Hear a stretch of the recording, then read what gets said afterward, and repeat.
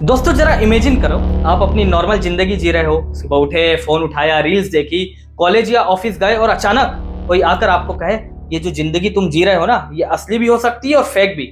और कुछ लोग इसको प्रूव करने के लिए लिटरली स्पेस में सुपर कंप्यूटर बना रहे हैं और उसी प्रोसेस में इंसान को मार्स पर बसाने की तैयारी कर रहे हैं। तो आप क्या करोगे?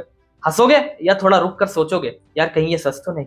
और अगर मैं आपको बताऊं कि ये सब बातें कोई रैंडम कॉन्स्पिरेसी थ्योरी नहीं है, बल्कि दुनिया के सबसे इन्फ्लुएंशियल लोगों में से एक एलन मस्क खुद ओपनली इन चीजों पर काम कर रहा है, तो आज जो हम बात करने वाले हैं ना, वो सिर्फ एलन मस्क की कहानी नहीं है। ये उस माइंडसेट की कहानी है जो नॉर्मल लोगों को इम्पॉसिबल लगता है, लेकिन वही माइंडसेट फ्यूचर को शेप करता है।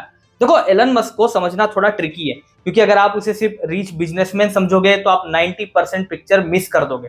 ये बंदा टिपिकल बिलियनियर नहीं है जो पैसा कमाकर आराम करना चाहता है। ये बंदा वो है जो पैसा कमाता है सिर्फ इसलिए ताकि और बड़े एक्सपेरिमेंट्स कर सके। मतलब बाकी लोग क्या करते हैं, प्रॉब्लम ढूंढो, उसका सॉल्यूशन बनाओ, पैसा कमाओ और फिर उसी लूप में घूमते रहो। लेकिन मस्क क्या करता है, वो फ्यूचर की प्रॉब्लम ढूंढता है जो अभी एग्जिस्ट भी नहीं करती और उसे आज सॉल्व करने की कोशिश करता है। जैसे सबसे बड़ा एग्जांपल अर्थ। हम सबको लगता है अर्थ हमेशा रहेगी, लेकिन रियलिटी ये है कि लॉन्ग टर्म में अर्थ पर लाइफ हमेशा सस्टेन नहीं कर पाएगी। क्लाइमेट चेंज तो बस एक छोटा एग्जांपल है। इसके अलावा एस्टेरॉइड इंपैक्ट, सोलर रेडिएशन और फ्यूचर में सन का एक्सपांड होना, ये सब रियल पॉसिबिलिटीज हैं। अब मस्क क्या बोलता है, अगर अर्थ सेफ नहीं है लॉन्ग टर्म में तो हमें दूसरा प्लेनेट चाहिए, और यहीं से मार्स की कहानी शुरू होती है।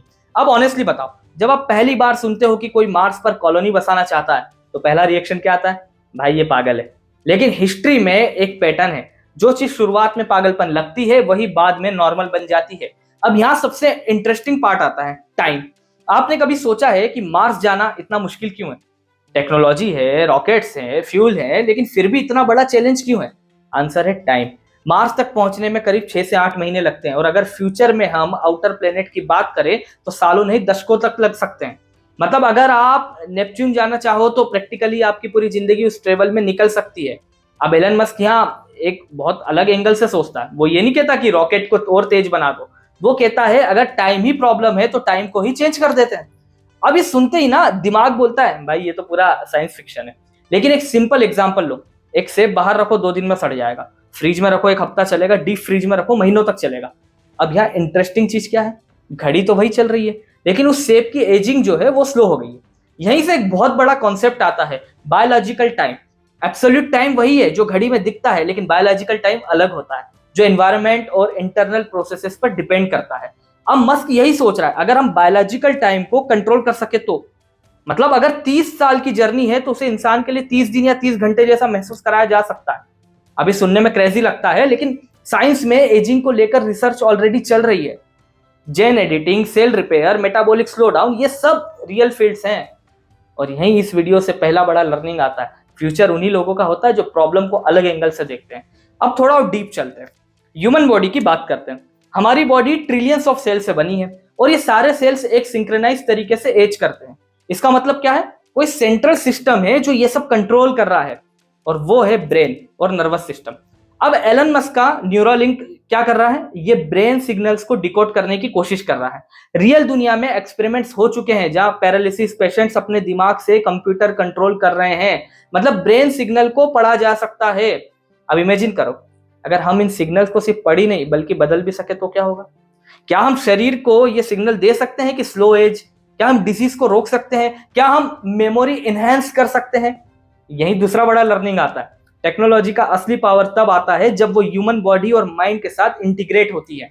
अब आते हैं फिजिक्स पर और बात करते हैं ग्रेविटी की। हम सब ने पढ़ा है कि अर्थ हमें खींचती है, लेकिन असल में आइंस्टीन ने बताया कि ग्रेविटी कोई फोर्स नहीं है बल्कि स्पेस टाइम का कर्वेचर है। मतलब अर्थ स्पेस को बेंड कर रही है और हम उस बेंड में गिर रहे हैं। अब सोचो, अगर हम उस बेंड को कंट्रोल कर ले तो, मतलब हम ग्रेविटी को कंट्रोल कर सकते हैं। अब यहां पर ना एक थ्योरेटिकल कॉन्सेप्ट आता है, ग्रेविटेशन। ये वो पार्टिकल्स माने जाते हैं जो ग्रेविटी को कैरी करते हैं। अभी तक कंफर्म नहीं हुआ है, लेकिन अगर फ्यूचर में हम इन्हें समझ गए तो फिजिक्स पूरी बदल सकती है। अब एलन मस्क का सुपर कंप्यूटर आइडिया यहाँ कनेक्ट होता है। वो इतना पावरफुल कंप्यूटिंग सिस्टम बनाना चाहता है जो ऐसे डीप फिजिक्स प्रॉब्लम को सॉल्व कर सके। और यही तीसरा बड़ा लर्निंग है, जितनी पावरफुल आपकी कंप्यूटिंग होगी उतनी ही डीप आप रियलिटी को समझ पाओगे। अब थोड़ा प्रैक्टिकल दुनिया में वापस आते हैं, बात करते हैं एआई की। आज एआई की सबसे बड़ी प्रॉब्लम क्या है? Data centres. उन्हें चाहिए मैसिव इलेक्ट्रिसिटी, कूलिंग रिसोर्सेस, और ये सब अर्थ पर लिमिटेड है। अब मस्क का आइडिया क्या है? कंप्यूटेशन को स्पेस में ले जाओ। स्पेस में अनलिमिटेड सोलर एनर्जी है, एक्सट्रीम कोल्ड है, परफेक्ट कूलिंग है, मतलब एक ऐसा एनवायरनमेंट है जहां आप अल्ट्रा पावरफुल एआई सिस्टम्स बना सकते हो बिना अर्थ के रिसोर्सेस पर प्रेशर डाले। और अगर ऐसा हुआ तो एआई का नेक्स्ट लेवल आ जाएगा। यहाँ चौथा बड़ा लर्निंग है, जो लोग इंफ्रास्ट्रक्चर बनाते हैं वही फ्यूचर को कंट्रोल करते हैं। और अब सबसे philosophical part, simulation theory. Elon Musk का मानना है कि हम सिमुलेशन में हो सकते हैं। यह आइडिया सिर्फ उसका नहीं है, कई साइंटिस्ट और फिलोसोफर्स इस पर बात कर चुके हैं। सिंपल एग्जांपल, गेम कैरेक्टर्स को लगता है कि उनकी दुनिया रियल है, लेकिन असल में वो कोड है। अब हमारी दुनिया के पिक्सेल्स क्या है? स्पेस और टाइम। अगर इनका स्मॉलेस्ट यूनिट है और हम उसे डिवाइड नहीं कर सकते तो ये एक तरह की रिजोल्यूशन लिमिट हो सकती है। और अगर ये सिमुलेशन है तो कोई कोड है, और अगर कोड है तो हैक भी हो सकता है। और मस्क इनडायरेक्टली उसी डायरेक्शन में जा रहा है। Understanding reality at the deepest level. अब मार्स पर वापस आते हैं। मार्स पर जाना सिर्फ रॉकेट भेजने का काम नहीं है। वहां एनवायरनमेंट हॉस्टाइल है, radiation, no oxygen, extreme cold. तो सॉल्यूशन क्या है? पहले रोबोट्स भेजो, इंफ्रास्ट्रक्चर बनाओ, अंडरग्राउंड सिटीज बनाओ। यहाँ टेस्ला के ऑप्टिमस रोबोट्स काम आ सकते हैं, और बोरिंग कंपनी टनल्स बनाने में हेल्प कर सकती है। मतलब मल्टीपल टेक्नोलॉजीज का कॉम्बिनेशन। और यही पांचवा लर्निंग, बड़ी प्रॉब्लम्स का सॉल्यूशन हमेशा मल्टी डिसिप्लिनरी होता है। अब एंड में बस एक बात, एलन मस्क का गोल सिर्फ पैसा नहीं है। पैसा एक टूल है, उसका रियल गोल है ह्यूमन सर्वाइवल और एक्सपांशन। और यही सबसे बड़ा टेकवे है।